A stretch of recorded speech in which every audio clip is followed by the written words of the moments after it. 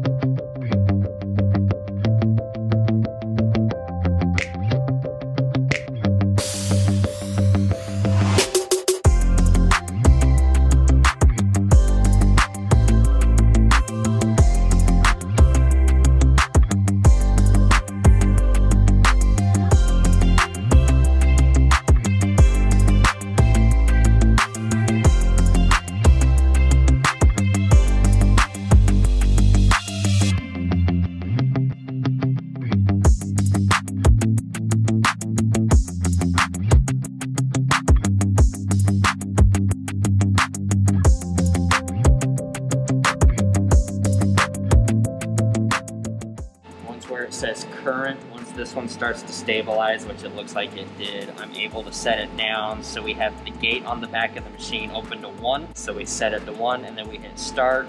We want to set the target to match where it's currently at. And now we just wait a little bit, let the pressure sensing tube communicate with the computer and transfer the data, let me know how much is leaking from the actual test itself. Okay, so it's got a 4-ton air conditioner installed. A 4-ton wants to move 1,600 cubic feet per minute of air. Out of the 1,600, my computer is telling me it's missing 283.4. You do 283.4 and you divide it by the overall leak system of 1,600.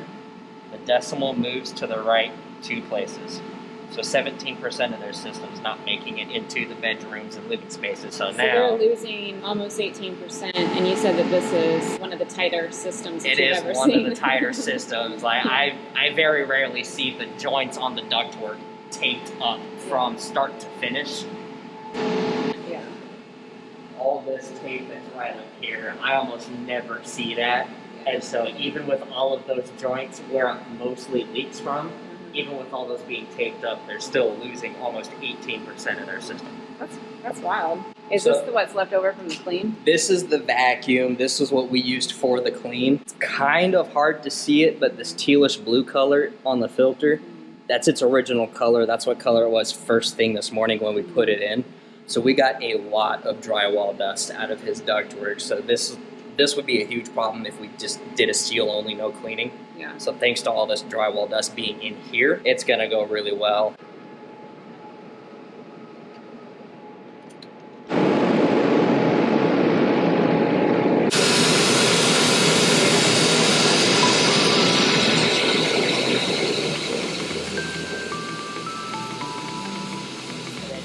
It will start closing up those.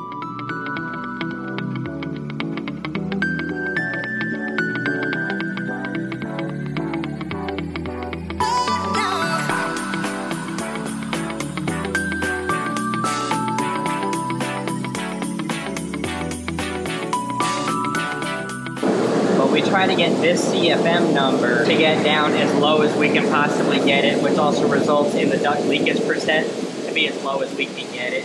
I mean, right now, we've been running it for 9 minutes, and it's already dropped from that 17.8 to 8.5. So it's still going pretty smooth, pretty well. I don't see why I won't be able to get 5%. If I can hit the 5%, I'm just gonna keep it going and get it down even lower than that. Got Cole over there taping up some big holes on the boots. When there's a bunch of dust and debris inside the ductwork, it makes the surface inside the ductwork a lot harder to stick to. It's basically the same concept. If you were to wipe your hand on something dusty, it would be really slick and slippery, and then you'd get all of it on your hand, and then your hand's really slippery. Same concept with the sealant. So if you clean all of that away first, it's a rougher texture for your hand to get across, and it's not as smooth and slippery. And so in the same sense, the sealant has a better surface to be able to stick to. It's able to stick a lot better than if you don't clean it. You could still seal it without the clean and then clean it later, but it's a lot easier and it doesn't take as long to seal if you clean it first. And right now, after 11 minutes, we got it down from 17 to 7. And so it's still going really good. I like seeing the graph drop in a nice constant slope the way it's going. Everything's going really good, really smooth. So my personal goal was 3%. Since I got to 2.9, I'm under 3%. Now that I know I can hit it, I'm just gonna see how low I can get it. Right up here where it starts, that's the pre-seal number. And as time goes, it marks it every minute that passes by. The seal has been spraying for 20 minutes now, and we're down to 2.4%. I'm gonna start flushing it once I hit my 23rd minute mark. Now I'm gonna take my sealant jug out of the machine and replace it with the water so I can start to clean out my machine. And so the flush is just running water through the machine so that way when it sits overnight, the sealant doesn't clog up any hoses or anything. The water that goes through, it's not gonna do any damage to the seal itself. It doesn't spray that much water through it. It's just primarily to get any sealant left over from the machine into the ductwork and then to rinse out the machine. It still does tend to drop sometimes during the flush, so I stopped right about 1.6%. We're looking at 1.3 right now. So everything's going really good. I would say on average, I usually see leakage rates from about 30% to about 45, and then I'm usually able to get it down anywhere from 2% or less. This one, I'm at 1.2 right now. On average, yeah, I would say about the highest 45 to about 2%. This is the post-seal test. Once current stays relatively close to a single number, then I'll set the target to match with current, which looks like right now it's sitting right about 437, 436. Give it just a little bit more. Before we did everything, there's that 283.4, rounds it up to 18% of the system. But you would just take that 283.4, divide it by 1600, would give you the general number right here. I got them from that 283.4 to 21.6, looking right about 1.4 of the system, 92% reduction in duct leakage. Nice smooth drop on the graph too, just like what I like to see. What I would say to expect during a seal is, one, for us to be here a good majority of the day, not necessarily an all-day thing, but we do cut a hole into the ductwork so we have an access point. Then we go through every room in the home because we need to know how many of what specific supply event we have in the home so we can have blocks ready to go and have everything covered up. Then once we get all the blocks good to go, we run a pre-seal test by hooking up into the ductwork.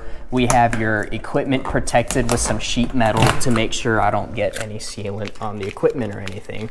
And once I go through the pre-seal test, we go up and I talk to the homeowner, show them everything as far as the numbers that I have, the numbers that my machine gives me, and just show them how to do the math to calculate the pre-seal test. And then we run through, when I start the sealant, I've got a helper with me who walks around every room throughout the home to make sure all the foam blocks stay put in place. We don't want any of them to pop out. But after we get the seal all done, we go through, tear everything down. So I take my collar off like what I was getting ready to do. I've got my helper upstairs pulling all the blocks, turns off the air compressor, and we just start cleaning up everything. And then once we get done with everything there, I've got a special printout sheet that's a certificate of completion for them. Show it to them, give it to them, show them the before numbers, the after numbers. I've had plenty of cases where homeowners are like, yeah, I can tell the system's on. I've got curtains upstairs that are moving and I've never seen them move before. And I like to hear that. It lets me know that it definitely made a big difference. So it puts a smile on my face, so it's nice to see that. Yeah. And then at the end of the day, once I get this collar off and my sheet metal pulled out, I've got a sheet metal patch that'll go right on up over this hole. I tape off all the gaps and everything's all closed up. System gets turned on and we're all good.